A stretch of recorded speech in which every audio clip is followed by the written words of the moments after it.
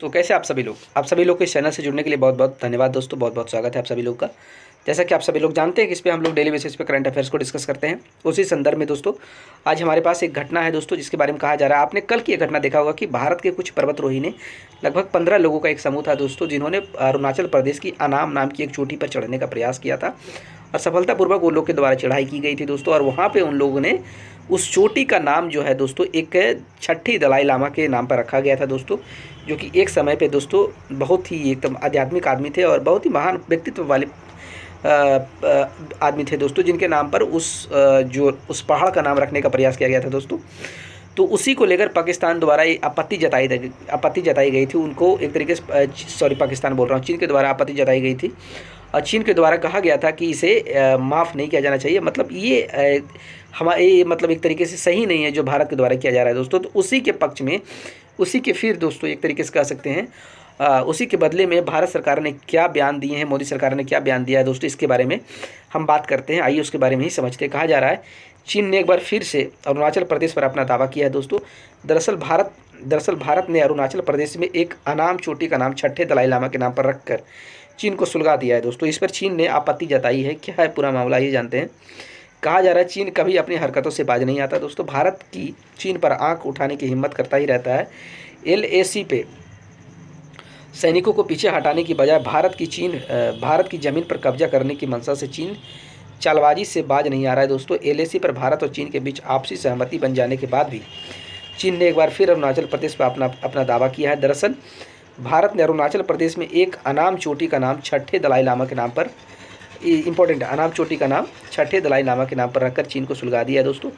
इससे मिर्ची लगने के बाद चीनी विदेश मंत्रालय के प्रवक्ता लिन जियान ने इस पर नाराज़गी जताई और एक बार फिर इसे अपनी चीनी क्षेत्र बता दिया है दोस्तों। क्या है पूरा मामला, खैर छोड़िए। चीन तो कुछ भी बोलता है, उसे यह भी पता है कि भारत की सेना उसका क्या हाल करेगी अगर उसने ज़्यादा किया दोस्तों, यानी कुछ करने का प्रयास किया है तो। लेकिन जहाँ जानना यह ज़रूरी हो जाता है कि छठे दलाई लामा कौन थे, जिनका नाम सुनते ही ड्रैगन आग बबूला हो गया दोस्तों, तो आपको बताते हैं। लेकिन उससे पहले जानिए कि चीन की ये तगड़ी मिर्ची तब लगी जब national institute of monitoring and adventurous sports की एक टीम ने अरुणाचल प्रदेश में 20,942 फीट ऊंची एक चोटी की चढ़ाई की, जिसकी चढ़ाई आज तक नहीं की गई थी दोस्तों। इस चोटी पर जहां एक तरफ एक बार भी चढ़ाई नहीं की गई है, वहीं दूसरी तरफ इस चोटी का आज तक कोई नाम भी नहीं रखा गया था दोस्तों। इसी के चलते चढ़ाई के बाद NIMS ने चोटी का नाम छठे दलाई लामा तसांगयांग ग्यात्सो के नाम पर रखने का फैसला किया है दोस्तों। छठे दलाई लामा तसांगयांग ग्यात्सो का जन्म 1682 में अरुणाचल प्रदेश के मोन तवांग में हुआ था दोस्तों। उन्हें 1697 में 14 साल की उम्र में छठे दलाई लामा के रूप में सिंहासन पर बैठाया गया था दोस्तों।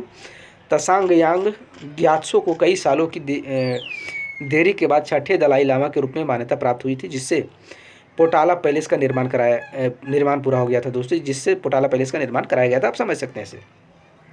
वो एक अपरंपरागत दलाई लामा थे दोस्तों, जिन्होंने एक नियुक्त भिक्षु की तुलना में निंगमा स्कूल के योगी का जीवन पसंद किया था दोस्तों। त्यांगयांग ग्यात्सो ने हमेशा एक भिक्षु के रूप में जीवन को अस्वीकार कर दिया था दोस्तों। हालांकि इसका मतलब दलाई लामा के अपने पद का त्याग नहीं था दोस्तों। सामान्य व्यक्ति के कपड़े पहनना और घोड़े की सवारी करने या राज्य की पालकी का उपयोग करने की बजाय पैदल चलना पसंद करते थे। त्यांगयांग ने केवल दलाई लामा के लौकिक विशेषाधिकारी को बनाए रखा है दोस्तों। उन्होंने पार्कों का दौरा भी किया है, लहासा की गलियों में रातें बिताई हैं, शराब पी हैं, गाने गाए हैं, लड़कियों के साथ संबंध बनाए हैं। ऐसा कहा जाता है कि दलाई लामा के ऐसे व्यवहार का बहाना बनाकर मंगोल जनरल ने तिब्बत के रेजेंट को मार डाला और छठे दलाई लामा का 1706 में जब वह चीन गए हुए थे अपहरण कर लिया गया था दोस्तों। यह भी कहा जाता है कि चीन ने उन्हें एक बड़ा खतरा मानकर मरवा डाला था दोस्तों। चीन अरुणाचल प्रदेश के जांगनान कहता है दोस्तों, यानी चीन अरुणाचल प्रदेश को जांगनान कहता है। इसके अलावा चीन लगातार साल 2017 से अरुणाचल प्रदेश में स्थानों के नाम बदल रहे हैं दोस्तों।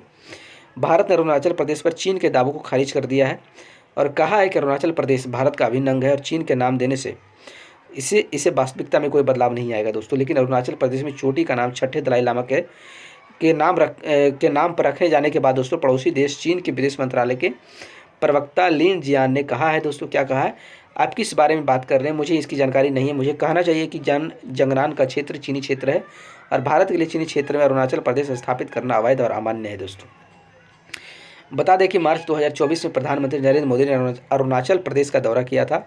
उनके इस दौरे के बाद चीन चिढ़ गया था और कड़ी प्रतिक्रिया दी थी। हालांकि बाद में भारत सरकार ने चीन की टिप्पणियों को सिरे से खारिज कर दिया था। भारत विदेश मंत्रालय के प्रवक्ता रणधीर जायसवाल ने कहा था कि हम प्रधानमंत्री की अरुणाचल प्रदेश यात्रा के संबंध में चीनी पक्ष द्वारा की गई टिप्पणियों को खारिज करते हैं। भारतीय नेता अन्य राज्यों का दौरा करने के साथ साथ समय समय पर अरुणाचल प्रदेश का दौरा करते रहते हैं दोस्तों। पीएम मोदी ने अपनी यात्रा के दौरान कई विकास परियोजनाओं के साथ सेला सुरंग का भी उद्घाटन करने का काम किया दोस्तों। उम्मीद करते हैं आप सभी को चीज़ें समझ में आई होगी दोस्तों। हमारे चैनल से जुड़ने के लिए आप सभी दोस्तों को बहुत बहुत धन्यवाद।